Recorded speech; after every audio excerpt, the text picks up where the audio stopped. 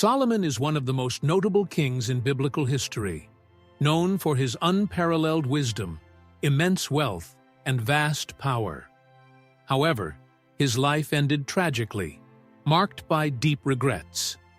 What led this monarch, so blessed by God, to fall into despair and mental collapse? Let's explore Solomon's last days, reflecting on his splendor and his downfall. How could someone who possessed everything come to declare that everything was vanity? Solomon's story serves as a mirror for all of us who face pride, temptations, and worldly desires. From prosperity to ruin, from resounding success to bitter mistakes, what can we learn from Solomon's life to avoid repeating his errors? Solomon's journey invites us to deeply reflect on our own lives and choices. Solomon, son of King David and Bathsheba, is a central figure in the Bible. From an early age, it was foretold that he would inherit his father's throne. The internal politics of the royal family were complex, with many of Solomon's brothers vying for power. However, Solomon was not just the son of a great king. He was personally chosen by God to be Israel's next ruler. Imagine being the wisest and richest king in history, yet still feeling a deep emptiness. This is exactly what happened to Solomon. Keep watching to discover how his choices led him to declare that everything was vanity. Solomon was born during a significant period of growth for Israel, following years of conquests and consolidation of power under David's reign. King David spent much of his life fighting enemies and expanding Israel's borders. With David's death, the nation needed a leader who could maintain prosperity and continue building the nation. Solomon, with his intelligence and potential, was destined for this crucial role. From the beginning of his reign, Solomon proved to be a wise and insightful leader. He quickly stood out for unifying the country, establishing diplomatic alliances with neighboring nations, and focusing on Israel's economic and cultural development. What was most striking was his reverence for God and his desire to serve him wholeheartedly. One of the most significant events in Solomon's life was when God appeared to him in a dream at Gibeon. God asked him what he most desired. Instead of asking for wealth, power, or the destruction of his enemies, Solomon asked for wisdom to discern right from wrong and to govern his people with justice and mercy. This choice reflected Solomon's humility and vision from a young age. God was very pleased with Solomon's request, and not only granted him wisdom, but also blessed him with wealth, honor, and a long life. The only condition was that Solomon remained faithful to God's commandments. This was a promising start to Solomon's reign, and he quickly began using his newfound wisdom to govern the nation justly and effectively. The early years of Solomon's reign were marked by wise and insightful decisions. One of the most famous stories of his wisdom is the case of two women who came to him, each claiming to be the mother of the same baby. Neither woman was willing to give in, and Solomon proposed a surprising solution. He ordered the child to be cut in half, with each woman receiving half. Upon hearing this, one of the women begged not to kill the child, renouncing her claim to save the baby's life. Solomon then realized she was the true mother, as only a mother's love would lead to such a sacrifice. This decision left people throughout Israel amazed, praising his wisdom.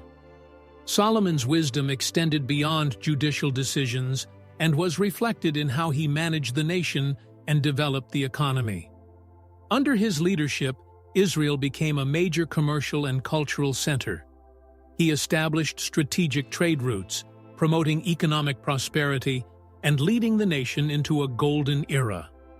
Precious goods like gold, silver, ivory, monkeys, and peacocks were imported from around the world, further enriching the kingdom's coffers. Solomon's wisdom was reflected in how he managed the nation and developed the economy. Under his leadership, Israel became a commercial and cultural center in the region. he established strategic trade routes, promoting economic prosperity and leading the nation into a golden era. Israel's wealth during Solomon's reign was not only due to commercial activities, but also to controlling key trade routes between Egypt and Mesopotamia. Precious goods like gold, silver, ivory, monkeys, and peacocks were imported from around the world, further enriching the kingdom's coffers. In King's Des, it is recorded that every 3 years, Solomon's ships brought precious items, including gold, silver, ivory, monkeys, and peacocks. This illustrates the immense wealth of the kingdom and Solomon's influence both domestically and internationally. Additionally, Solomon encouraged agriculture, mining, and infrastructure construction, ensuring the kingdom's economy was diversified and resilient. His reign was marked by a period of peace and prosperity, allowing Israelite culture to flourish. One of Solomon's greatest achievements was building the Temple in Jerusalem. More than an architectural feat, it was a spiritual and religious symbol. The Temple was built to be the dwelling place of God's presence on earth and the center of Israel's religious life. Solomon inherited the dream of building the Temple from his father, David, who could not complete it during his lifetime.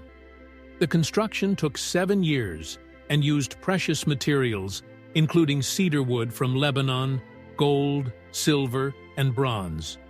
Solomon's temple was not just a magnificent structure, but also a sacred place where the people of Israel came to worship and meet God.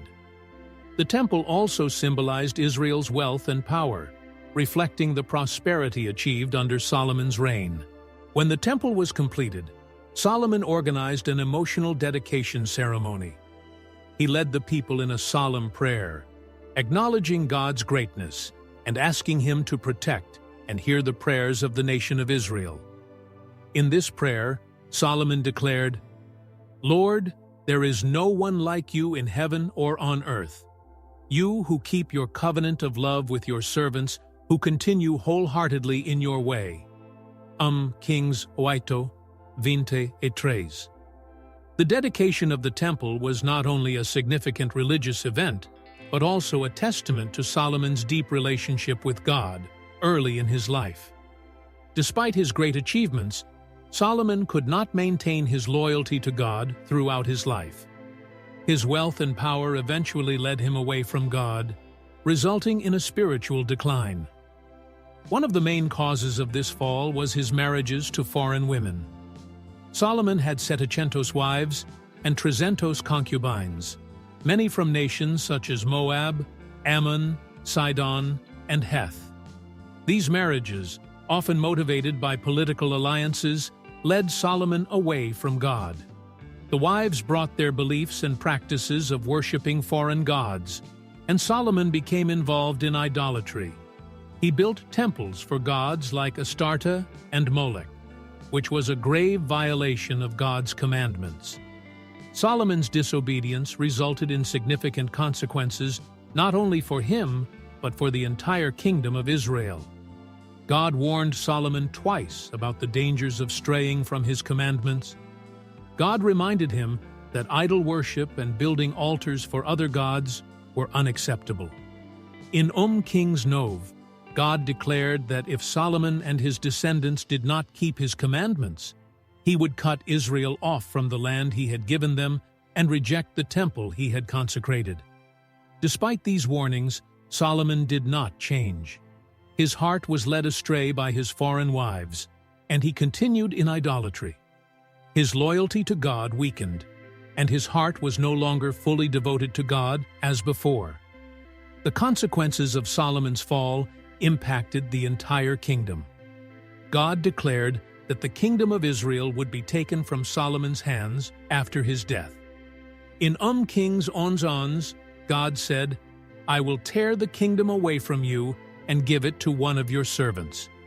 However, out of love for David, God decided not to execute this judgment during Solomon's lifetime. Instead, the kingdom would be divided after his death, marking the end of Israel's golden era and ushering in a period of conflicts and political instability that would last for centuries.